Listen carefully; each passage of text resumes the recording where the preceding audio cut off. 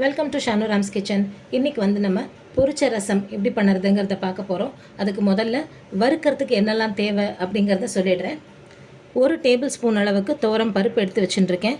1 teaspoon அளவுக்கு கடலைப்பருப்பு, அதே மாதிரி 1 டீஸ்பூன் அளவுக்கு உளுத்தம் பருப்பு, ஒரே ஒரு வரமிளகா.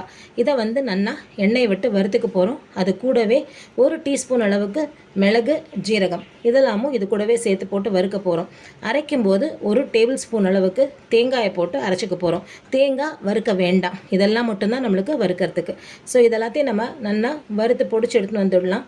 இந்த ரசத்துக்கு வந்து வேக வச்ச துவரம் பருப்பு கிடையாது, புளியும் கிடையாது. ஸோ 10 நிமிஷத்துலலாம் நம்ம சட்டுன்னு ரெடி பண்ணக்கூடிய ஒரு சூப்பர் டேஸ்டியான ஒரு பொரிச்ச ரசம். இதுக்கு 3 தக்காளி எடுத்து வச்சுட்டுருக்கேன். 2 பச்சை மிளகாயை கீத்தி எடுத்து வச்சுட்டுருக்கேன். மிச்சப்படி உப்பு, மஞ்சப்பொடி, பெருங்காயப்பொடி எடுத்து வச்சுட்டுருக்கேன். இப்போ முதல்ல வறுக்கிறது எப்படிங்கிறத பார்க்கலாம்.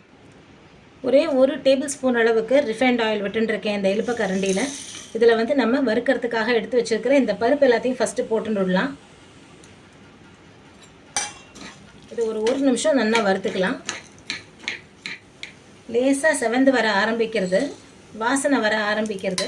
இந்த சமயத்தில் நம்ம எடுத்து வச்சுருக்கிற இந்த 1 ஸ்பூன் மிளகு, 1 ஸ்பூன் ஜீரகம் இதையும் போட்டுட்டு லேசாக வறுத்துக்கலாம். வாசனை வர்ற அளவுக்கு வறுபட்டால் போதும். இது அப்படியே ஒரு தட்டில் கொட்டி ஆற வச்சுடலாம். தேங்காயை போட்டு நல்லா கொரப்பாக அரைச்சி எடுத்துன்னு வந்துடலாம். நம்ம நறுக்கி எடுத்து வச்சுருக்கிற இந்த 3 மீடியம் சைஸ் தக்காளியை வந்து மிக்சியில் போட்டு சும்மா கொஞ்சம் கொரப்பாக அரைச்சிக்கலாம். ரொம்ப ஒரேடியாக தண்ணியாக அரைக்கணும்னு இல்லை, கொஞ்சம் வந்து திப்பியாக இருந்தாலும் பரவாயில்ல. இப்போ இதை அரைச்சி எடுத்துன்னு வந்துட்டு உங்களுக்கு காமிக்கிறேன். இந்த அளவுக்கு அரைச்சி எடுத்துன்னு வந்தாச்சு. இப்போ இதை வந்து ஒரு பாத்திரத்தில் எடுத்து விட்டுக்கலாம். எந்த பாத்திரத்தில் நம்ம ரசம் பண்ண போகிறோமோ அதில் வந்து நம்ம அரைச்சின்னு வந்த தக்காளியை விட்டுக்கலாம். இது கூடவே நல்லா ஒரு 3 டம்ளர் கிட்டக்க தண்ணியை விட்டுடலாம். இப்போ இந்த பாத்திரத்தில் வந்து 3 டம்ளர் கிட்டக்க தண்ணி விட்டுண்டாச்சு. இது கூடவே நம்ம நறுக்கி எடுத்து வச்சுருக்கிற இந்த 2 பச்சை மிளகாய் இதில் போட்டுக்கலாம். இப்போ இதை அப்படியே அடுப்பில் ஏற்றி வச்சுடலாம். அடுப்பு ஆன் பண்ணிடலாம். இந்த ரசத்துக்கு ஒரு 1/4 ஸ்பூன் கிட்டக்க மஞ்சப்பொடி போட்டுருக்கேன். ஒரு 1/4 ஸ்பூன் கிட்டக்க பெருங்காய பொடி போட்டுருக்கேன்.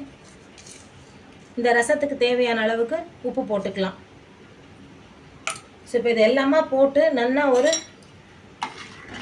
10 நிமிஷம் கிட்டக்க மீடியம் ஃப்ளேமில் நல்லா கொதிக்கட்டும். இந்த தக்காளி, பச்சை மிளகாய் இது ரெண்டுத்துக்குமே வந்து நல்லா பச்சை வாசனை போக கொதிச்சு வரட்டும். நெக்ஸ்ட்டு என்ன பண்ணணுங்கிறத நான் உங்களுக்கு காமிக்கிறேன். இந்த அளவுக்கு மீடியம் ஃப்ளேமில் கொதிச்சுன்னு இருக்கு.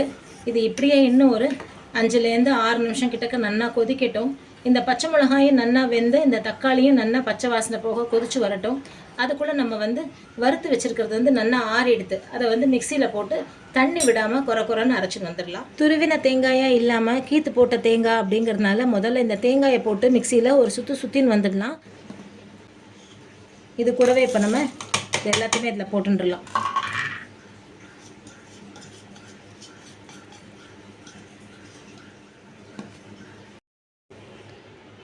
இந்த அளவுக்கு நல்லா தரன்னு பொடிச்சு எடுத்துன்னு வந்தாச்சு. ரசம் ஒரு பக்கம் கொதிச்சுன்னு இருக்கு. இன்னும் ஒரு 2 மினிட்ஸ் கழித்து நம்ம இந்த ரசத்தில் வந்து ஆட் பண்ணிக்க போகிறோம். அந்த சமயம் வரும்போது நான் உங்களுக்கு காமிக்கிறேன்.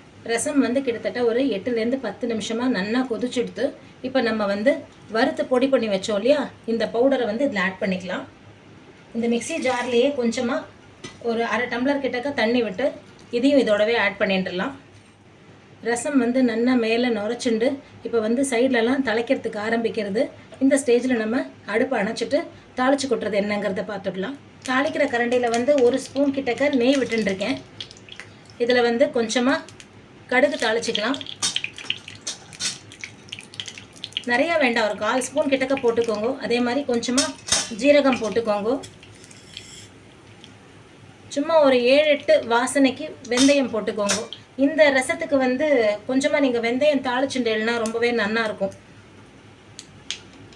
இது கூடவே கொஞ்சமாக நம்ம பெருங்காய பொடியும் போட்டுக்கலாம். நம்ம வந்து ரசம் வந்து கொதிக்கும் போதே நம்ம வந்து பெருங்காய பொடி போட்டாலும் தாளிக்கும் போது கொஞ்சமாக பெருங்காய பொடி போட்டுட்டேன்னா நல்லா வாசனையாக இருக்கும். இது கூடவே நம்ம எடுத்து வச்சுருக்கிற கருவேப்பிலையும் போட்டுடலாம். எல்லாம் நல்லா பொரிஞ்சுடுத்து அடுப்பு அணைச்சிடலாம்.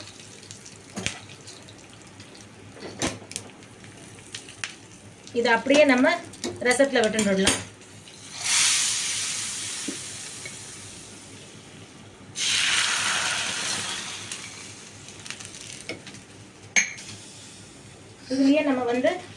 பொடியாக நறுக்கி எடுத்து வச்ச கொத்தமல்லி போட்டுக்கலாம்.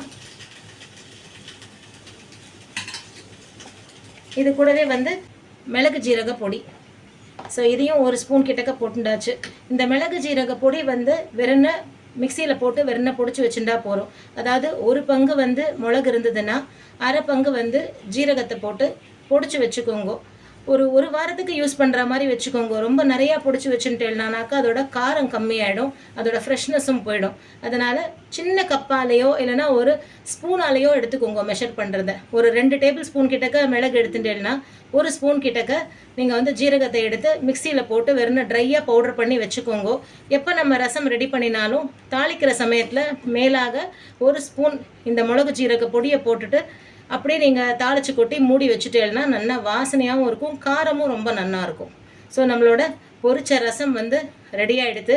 இதே மாதிரி நீங்களும் ட்ரை பண்ணி பாருங்கோ. எப்படி வந்ததுங்கிறத உங்களோட கமெண்ட்ஸில் சொல்லுங்க. தேங்க்யூ.